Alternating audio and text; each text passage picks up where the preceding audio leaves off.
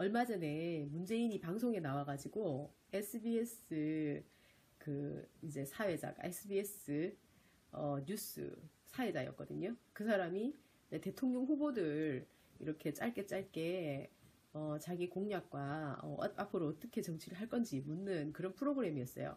그래서 이제 문재인한테 물어봤죠. 어떤 대통령을 좋아하십니까? 하고 물어보니까 문재인이 하는 말이 나는 뉴딜 정책을 성공시키는 루즈벨트 대통령을 좋아합니다. 라고 말하는 겁니다. 그러니까 그 사회자가 그러면은 뉴딜 정책의 어떤 부분을 중점적으로 해서 우리나라에다 전복시키려고 생각하십니까? 뭐 이런 질문을 해야 되는데 그런 질문을 하지 않는 거예요. 그냥 그거라고 끝이었어요. 그러고는. 첫 번째 놀라운 거 그거고 두 번째 놀라운 거는 이재명이 자기가 늘 그 이제 방송에서나 아니면은 마이크를 잡게 됐을 때 정치 공약으로 펼친 내용이었거든요. 그 뉴딜 정책이라는 건. 그리고 루즈벨트 대통령을 좋아한다고 또 말했었고. 그래서 나는 이재명이 추구하는 게 루즈벨트 뉴딜 정책인가 보다 한국형 뉴딜 정책인가 보다 하고 딱 생각을 하고 있는데 난데없이 문재인이 나와서 그 말을 하는 거예요. 놀랬죠. 그래서 평소 때도 무슨 탄핵 전국에서도 뭐 탄핵은 뭐 꼭 뭐 해서는 안 되는 것처럼 뭐 이렇게 뒤에서 그냥 주섬주섬 있더니 분위기가 또 탁 탄핵이라는 게 완전히 이제 확실히 뭐 뭔가 이렇게 윤곽을 보이니까 뭐 탄핵을 뭐 해야 된다는 식으로 턱 나오고 있잖아. 그러더라고요. 그 사람은 매사에 뭔가 모르게 정책이 이렇게 선명하지도 않고 말도 항상 그냥 느릿느릿한 것이 무슨 질문을 하면 답도 정확하게 안 하면서 뭐 하나 얘기하면은 이재명 따라하기를 하는 것 같은 거야. 그것만 해도 그런 거예요. 이번에 청년 수당에 대해서도 이재명이 청년 수당 그거 성남시에서 실행해가지고 완전 공격을 얼마나 많이 받았습니까? 그렇지만 그게 성공적이었다고 이제 생각을 하는 거죠. 그렇게 많이 공격을 받았지만 그래서 이제 정부 정책 중에서도 청년 배당을 집어넣었는데 그것에 대해서도 뭐 포퓰리즘이라고 온갖 비난을 다 받았는데 이제 시간이 좀 지나니까 사람들이 이해하기 시작한 거죠. 그러고 나니까 이제 와서 그거 좋은 정책이다. 좋은 정책인 것 같습니다. 하고 꼭 자기 생각인 것처럼 말하는 거예요. 남의 생각을 갖다가. 그 늘 따라쟁이 그런 별명 있잖아요. 그 사람. 그 생각이 선명하지 못해가지고 그래서 나는 처음에 이제 정치에 대해서 완전 백지 상태에서 처음 시작을 할 때 백지였기 때문에 오히려 깨끗했거든요. 아무것도 모르는 상태가. 그런 상황에서 이제 사람들을 진짜 제대로 알기 위해서 분석을 한 거예요. 그래서 안철수냐 문재인이냐 갖고 정말 고민했었거든요. 그리고 두 사람이 계속 싸울 때마다 이제 어떤 결론을 얻을 때마다 나는 문재인보다 안철수가 더 선명하게 보이는 거예요. 오히려 문재인은 맨날 뭐 얼렁뚱땅 하는 것 같이 보이는 거예요. 하는 행동이 매사에.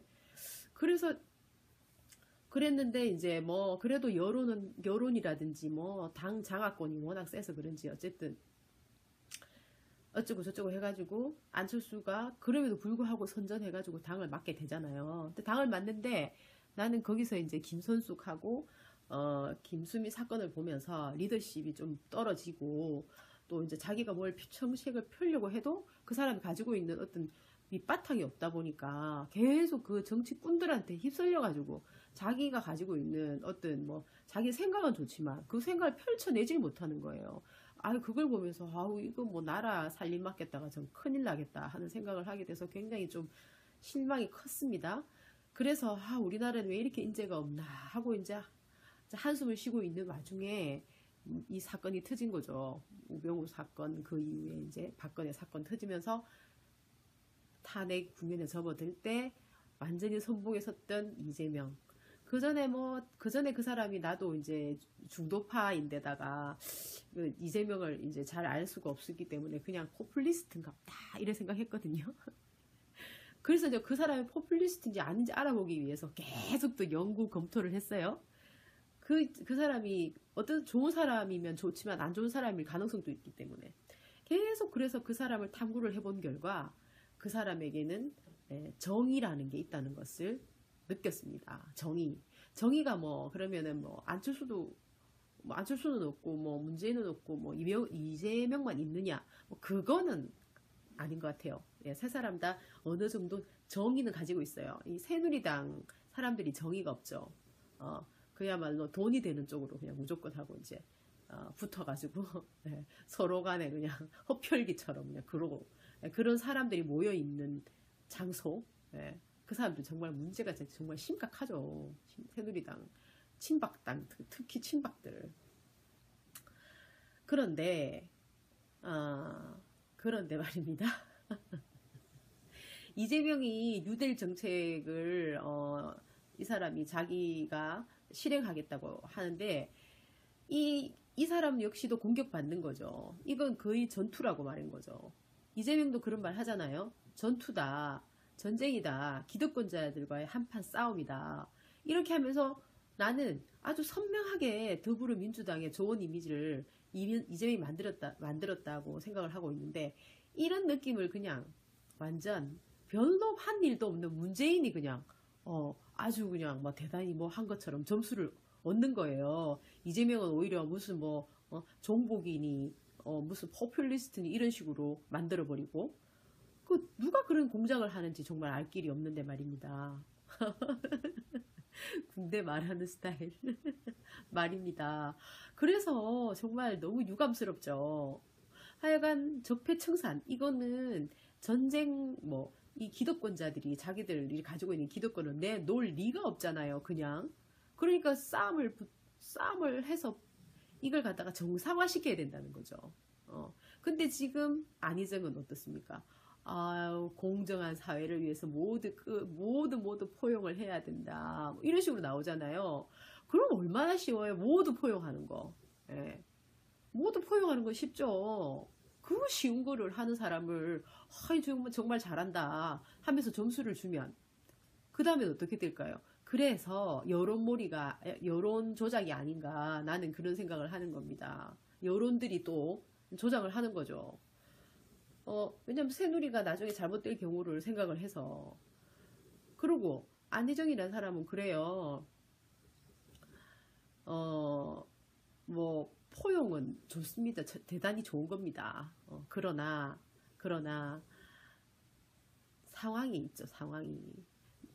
예를 들어서 건강한 A와 건강한 B, 건강한 A와 건강한 진보가 서로 간에 다른 의견을 가지고 싸워가지고 지금 환경이 더 좋은 방향으로 몰고 간다.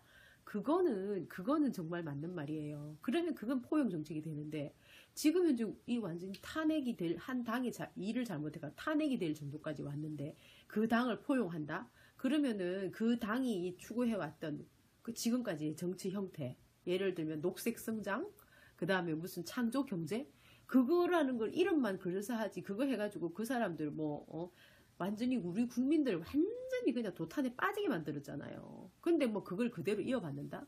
그러면은 예를 들어서 상처가 났는데 상처 그거를 완전히 골마가지고 지금 안에서 썩고 있는데 그걸 그대로 그냥 놔두고 살이 그냥 차오르면 어떻게 되나요? 몸이 썩죠. 그거는 정치나 사회나 모든 게 다 진리 아닐까요? 그런데 그렇게 하겠다? 정치공학적으로는 좋죠. 무조건 정권 잡기에는 좋죠. 새누리당 지금 완전히 형편없는데 거기 있는 반기문 표 자기가 다 받아가겠다. 그리고 중도파들 크게 깊이 생각 안 하는 사람도 있을 거고, 그냥 좋은 게 좋다고 생각하는 사람들이 있을 거라고 보고 그걸 다 자기가 받아가겠다. 그런 전략? 너무너무 쉽고 좋은 전략이죠. 하지만 국민들 입장에서는 너무너무 안 좋은 전략이죠. 안 좋은 거죠. 지금까지 새누리 저런 종류의 사람들한테 우리가 당한 게 얼만데, 그거를 갖다가 포용하고 그냥 가겠다 하면서 자기의 어떤 그런 트레이드 마크로 내세운다? 너무너무 쉬운 전략입니다. 여기에 우리는 속으면 안 되죠. 상처를 도려내는 것 너무 아픈 행위죠. 그러나 도려내서 새살이 차올라와서 정상으로 만들어야 되지 않겠습니까? 일단 뉴딜 정책 이 하나를 보면 박근혜가 50% 이상의 지지율을 받았지만은 어땠어요? 결과적으로는 아는 게 아무것도 없어가지고 늘 남에게 도움을 받았는데 최순실이의 도움을 받았잖아요. 최순실의 도움을 받아가지고 완전히 나라를 무슨 악마의 나라로 만들어 놨잖아요. 예, 돈이 최고, 완전히 무슨 포로폴 그런 걸 맞으면서 그냥 아주 쾌락적으로 아주 수월하게 살아가는 게 최고. 돈만 있으면 돼. 뭐 이런 발상, 그런 발상을 하는 게 지도자급 제일 위에서부터 시작되고 있으니 나라가 어떻게 되겠냐고요. 네. 그런데 그 사람들하고 뭐 니도 맞고 니도 맞고 니도 맞다 해가지고 그 사람들이 나중에 예를 들어서 또 정치를 갖다가 뒤엎을 한판의 선구를 어떻게 할 준비를 다 하고 있다가 다시 그렇게 할 수 있는 가능성이 있는 거죠. 지금처럼 안희정이가 말하는 것처럼 한다면은. 그래서 우리 국민들은 진짜 중도라면은 뭐 이거 뭐 안빠하고 뭐 이 박사모빠는 어떻게 할 수가 없는 사람들이지만은 우리 중도 말입니다. 우리 중도들은 정말 잘 살펴봐야 되는 거예요. 이 사람들이 자기를 위해 정치를 하는지 국민을 위해 정치를 하는지. 이 테오도르 루즈벨트가 아니고 이 루즈벨트 이 가는요, 예, 제가 정말 좋아하는 가족인데요. 이 정의로움으로 완전 똘똘 뭉친 가족이에요. 예, 이 사람은 옛날에 미국 전역에 있는 국립공원을 다 지정을 했던 사람이고, 그래서 미국의 자연보호가 너무 잘 되죠. 너무 잘 돼 있죠.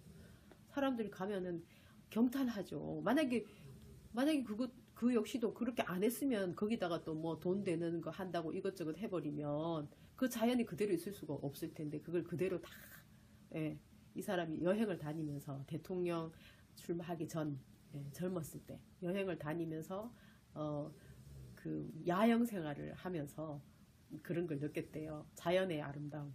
이 자연을 지켜야 한다 이런 거. 그래서 대통령이 되었을 때 그걸 실행을 했어요. 많은 좋은 일을 많이 했는데 그 중에서 정말 최고인 것 같아요.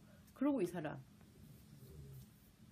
시오도르 루즈벨트, 이 사람이 이제 완전 이 사람이 이제 1930년도에 그 뉴딜 정책을 해가지고 미국의 대공황을 극복한 정말 유능하고, 또 그 이제 그 우파하고 그 다음에 기업들, 거대 기업들과 싸워가지고 이겨가지고 국민들을 고루 잘 살도록 만들어준 어떤 초석이 되는 사람이죠. 그런데 이 사람은 소아마비였거든요. 그래가지고 이 사람의 부인인 이 엘리노아 루즈벨트가 이제 손과 발이 되어서 사람들 뭐 감옥에도 가고 사람들 힘든 곳은 다 쫓아다니면서 사람들의 상황을 알아와가지고 그걸 갖다가 이제 이 사람한테 보고하고 그런 형식으로 해서 이 부부가 정말 멋진 플레이를 하거든요. 플레이어를 해가지고 미국이 이렇게 멋진 나라가 되도록 만들었던 정말 훌륭하신 대통령들이에요. 대통령 가족이에요. 그래서 나는 이재명을 지금 이제 제일 지켜보는 이유가, 이 사람은 똑똑하고 또 치고 나가는 어떤 능력도 있고 또 따라쟁이가 아니에요. 이거를 뉴딜 정책도 자기가 한국형 뉴딜 정책을 하겠다는 거잖아요. 그리고 나는 또 뿐만 아니라 자기 그 성남시에 이거를 한번 실행을 해본 사람인 게 분명한 게 말 속에 확신이 쫙 묻어나거든요. 그래서 또 믿음이 가는 거죠.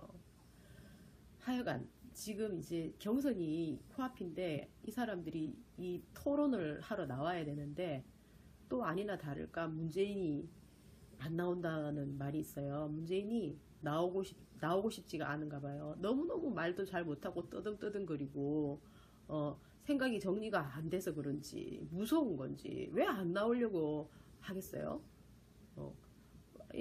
뭐 빠른 시간 안에 안 나오면은 우리 국민들이 나오라고 해야 돼요. 우리가 사람을 보고 판단을 해야 되잖아요. 얼마나 중도파가 많은데 완전히 무슨 박근혜식으로 거저 먹겠다는 건지, 자기가 지금 지지율이 높으니까 방송에 나가서 뜨등거리는 모습 보여가지고 괜히 또 손해볼까봐 그런 식으로 생각하면은 나라 정치를 어떻게 하겠어요. 그렇게 생각하는 사람이 당당하게 나가가지고 나를 한번 보고 지지해 주세요 할 수 있는 그런 자신감이 있는 모습을 보여줘야 되는 거 아닌가요? 어쨌든 우리는 하여튼 이번에는 더 이상 쏘으면 안 됩니다. 쏘으면 안 돼요. 그래서 빨리 이 결선 투표가 더 이 결선 투표 이제 좀 있으면 해야 되잖아요. 그 전에 이 후보자들을 빨리빨리 불러내야 됩니다.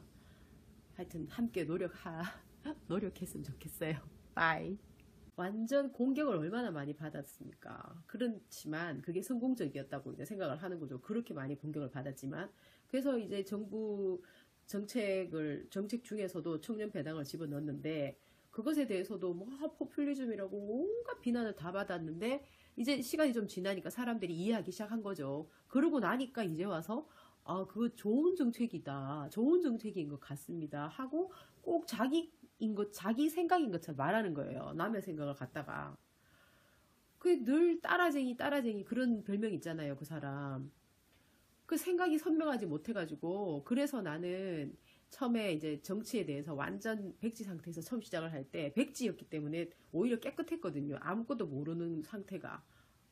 그런 상황에서 이제 사람들을 진짜 제대로 알기 위해서 분석을 한 거예요. 그래서 안철수냐 문재인냐 갖고 정말 고민했었거든요. 그리고 두 사람이 계속 싸울 때마다 이제 어떤 결론을 얻을 때마다 나는 문재인보다 안철수가 더 선명하게 보이는 거예요. 오히려 문재인은 맨날 뭐 얼렁뚱땅 하는 것 같이 보이는 거예요. 하는 행동이 매사에.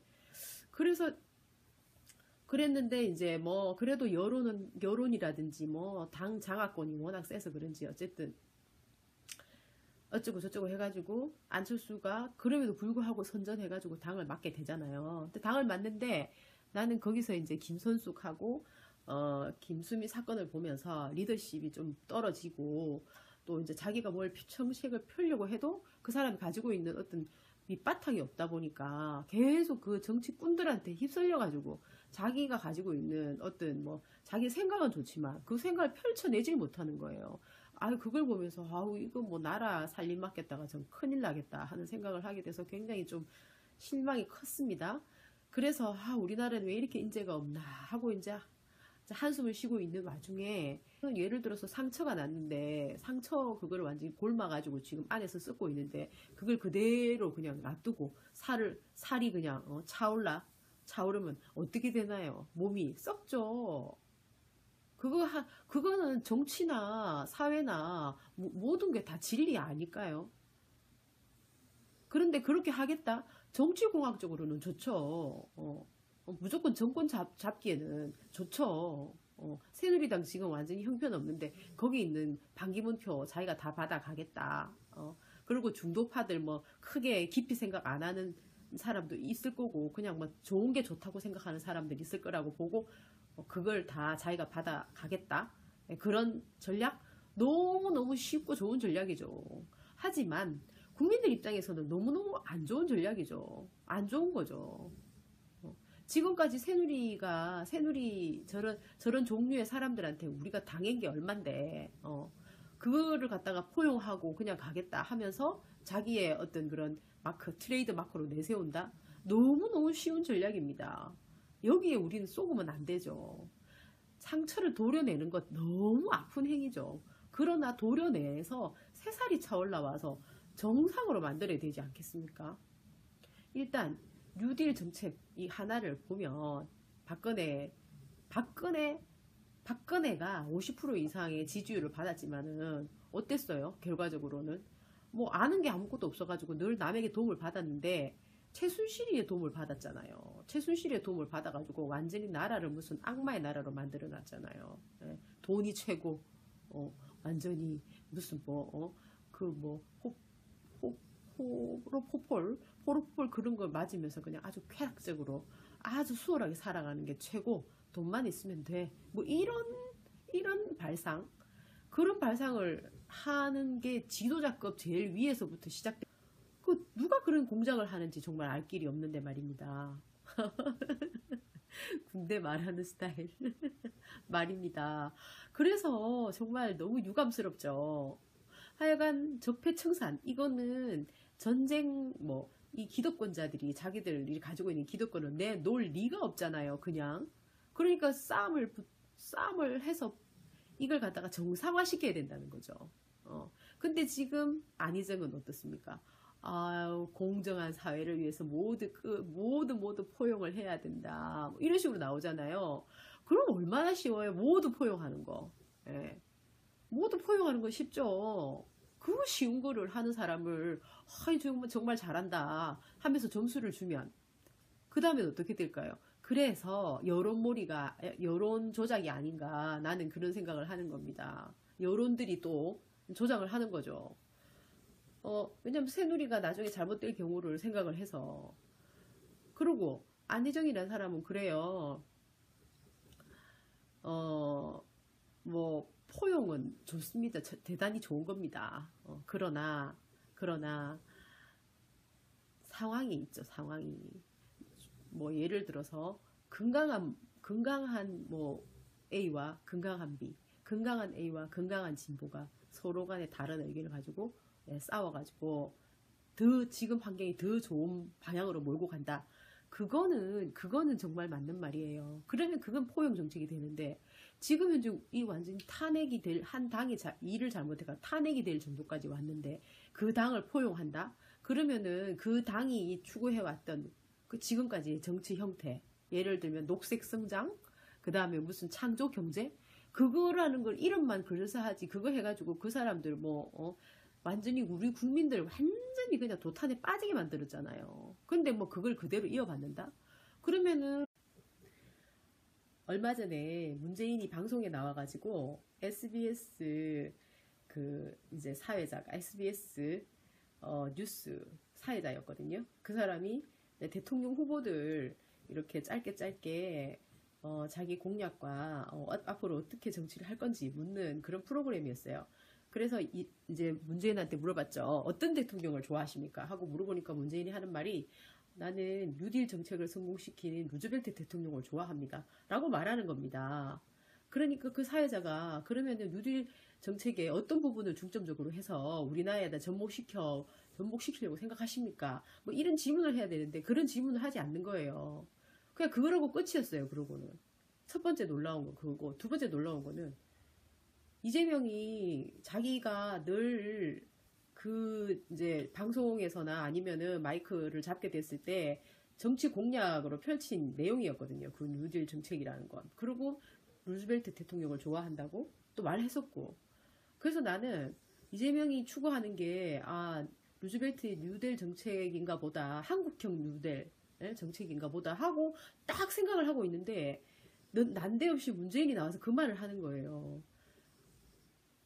놀랬죠. 그래서 평소 때도 무슨 탄핵 전국에서도 탄핵은 꼭 해서는 안 되는 것처럼 이렇게 뒤에서 그냥 주섬주섬 있더니 분위기가 또 탄핵이라는 게 완전히 이제 확실히 뭔가 이렇게 윤곽을 보이니까 탄핵을 해야 된다는 식으로 턱 나오고 있잖아. 그러더라고요. 그 사람은 매사에 뭔가 모르게 정책이 이렇게 선명하지도 않고 말도 항상 그냥 느릿느릿한 것이 무슨 질문을 하면 답도 정확하게 안 하면서 하나 얘기하면은 이재명 따라 하기를 하는 것 같은 거야. 그것만 해도 그런 거예요. 이번에 청년 수당에 대해서도 이재명이 청년 수당 그거 성남시에서 실행해가지고 이 사건이 터진 거죠. 우병우 사건 그 이후에 이제 박근혜 사건 터지면서 탄핵 국면에 접어들 때 완전히 선봉에 섰던 이재명. 그 전에 그 사람이 나도 이제 중도파인데다가 이재명을 이제 잘 알 수가 없었기 때문에 그냥 포퓰리스트인갑다 이래 생각했거든요. 그래서 이제 그 사람이 포퓰리스트인지 아닌지 알아보기 위해서 계속 또 연구 검토를 했어요.